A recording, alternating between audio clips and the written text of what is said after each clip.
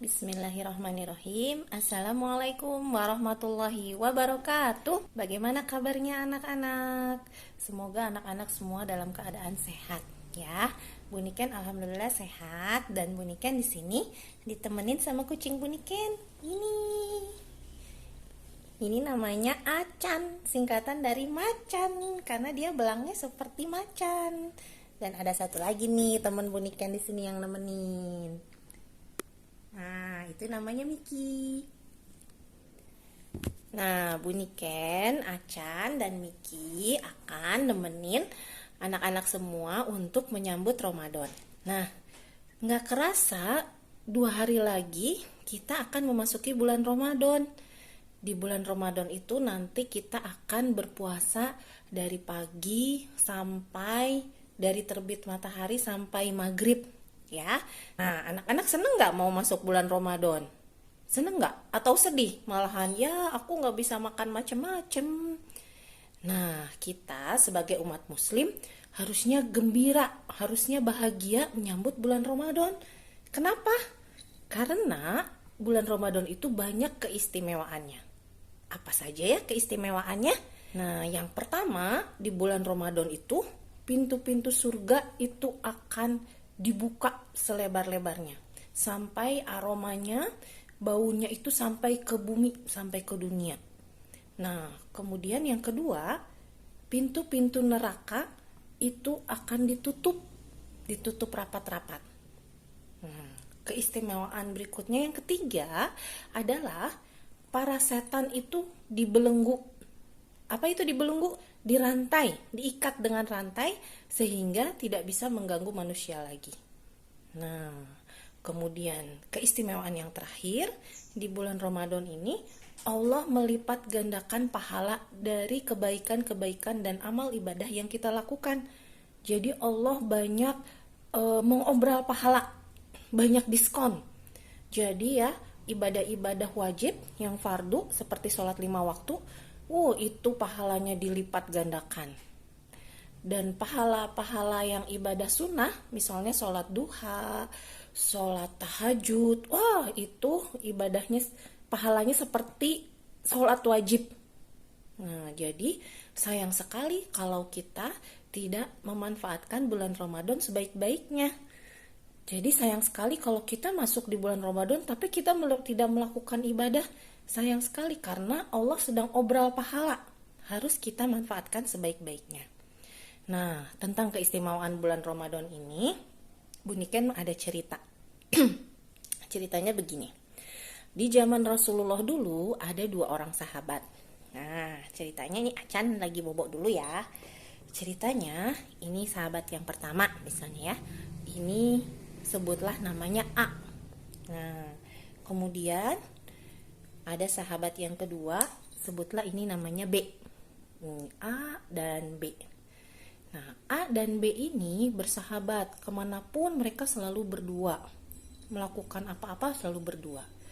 Nah, suatu saat yang A ini meninggal terlebih dahulu dalam sebuah peperangan. Jadi mati syahid. Tewas setelah berjihad. Karena zaman Rasulullah dulu kan sering banyak perang ya. Nah, ini meninggal. Kemudian 1 tahun berlalu, B ini menjalani kehidupannya. Kemudian setelah 1 tahun dan setelah melewati 1 kali bulan Ramadan, B ini juga meninggal dunia. B ini meninggal dunia ya. Nah, kemudian ada satu sahabat lagi yang lain, sahabat Rasul, namanya Tolhah. Nah, Tolhah ini bermimpi tentang 2 sahabat tadi, yang A dan yang B. Yang A yang meninggal karena jihad, yang B meninggal 1 tahun sesudahnya setelah melewati 1 Ramadan, 1 kali bulan Ramadan. Nah, di dalam mimpinya itu, Tolha bermimpi 2 sahabat ini berdiri di depan sebuah pintu surga. Kemudian nama sahabatnya yang dipanggil terlebih dahulu masuk surga itu yang mana? Ternyata yang ini, yang B, yang meninggal 1 tahun ke belakang, 1 tahun belakangan.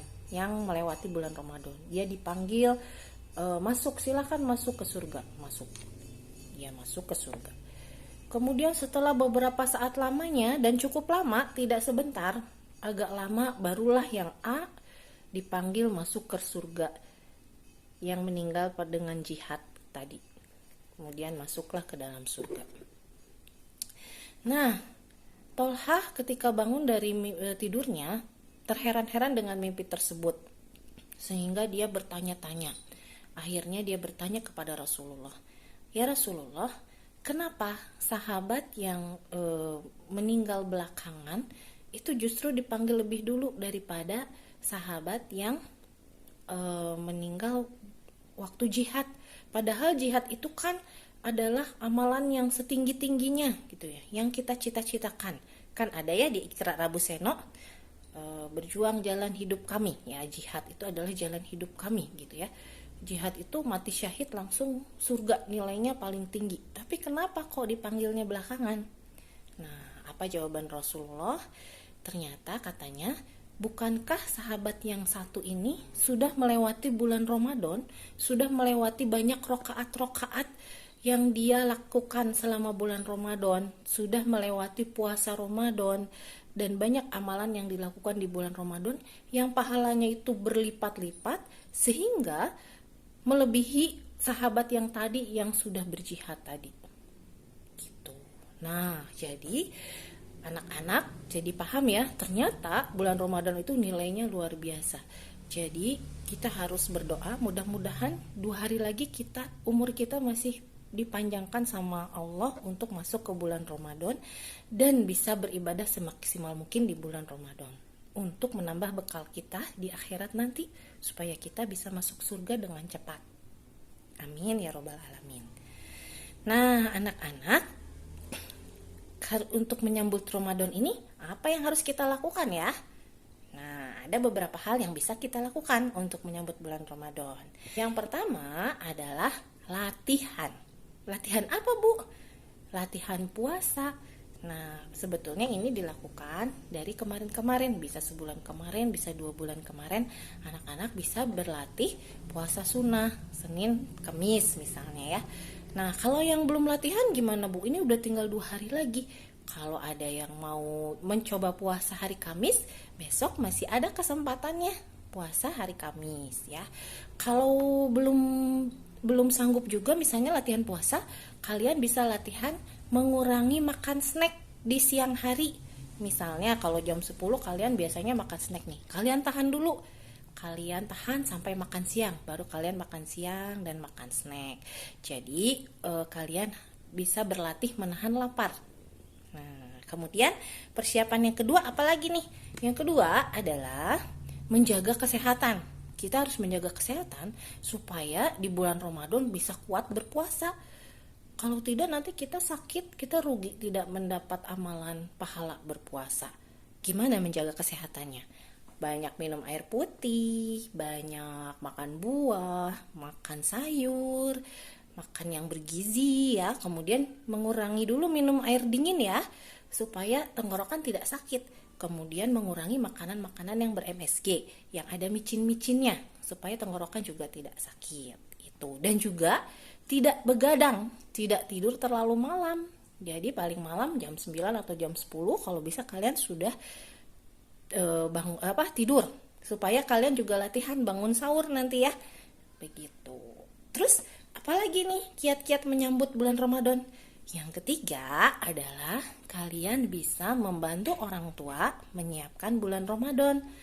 Misalnya bersih-bersih rumah. Nah, biasanya di tiap keluarga itu kalian misalnya punya tradisi untuk rapih-rapih rumah atau menghias rumah atau mendekor rumah supaya ketika memasuki bulan Ramadan itu lebih semarak, lebih ceria, lebih indah rumahnya, lebih enak dilihat dan kalian lebih senang ada di dalam rumah. Itu bisa membantu. Kemudian bisa juga kalian membantu ibu atau bunda atau ayah berbelanja misalnya untuk persiapan Ramadan, belanja makanan misalnya ya, atau belanja ibu kalian misalnya belanja bahan-bahan yang bisa di stok untuk persiapan Ramadan, kalian bisa membantu seperti itu.